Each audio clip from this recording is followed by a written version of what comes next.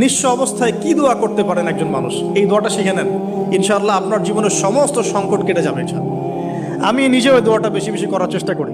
দোয়াটা হচ্ছে, মুসা আলাইহিস সালাম একটা গাছের নিচে হেলান দিয়ে বসলেন, বসে দেখলেন দুইজন মেয়ে দাঁড়িয়ে আছে দূরে, পানি নিতে পারছে না, লোকজন পানি নিয়ে যাচ্ছে, ওরা দাঁড়িয়ে আছে বেচারি।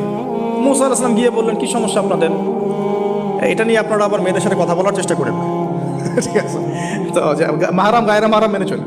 তারা বললেন যে আমাদের বাবা অনেক বৃদ্ধ মানুষ, আমরা পানি নিতে পারি না যতক্ষণ না আমাদের কম পানি নিয়ে চলে যায়। মুসা আলাইহিস সালাম তো একটু বললাম না, ফিজিক্যালি খুব স্ট্রং ছিলেন, থাকে না বডি বিল্ডার, সামনে গিয়ে কথা বলে সরব পানি নিতে দাও, তখন মানুষ একটু মূল্যায়ন করে না। তো মুসা আলাইহিস সালাম এভাবে পানি নিয়ে দিলেন এবং বাছুরদেরকে পানি পান করালেন, করিয়ে গাছের নিচে এসে বসে আছেন।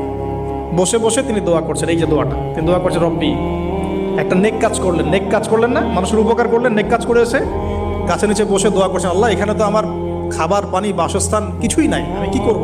রব্বি ইন্নি লিমা আনজালতা ইলাইয়া মিন খায়রিন ফাকির।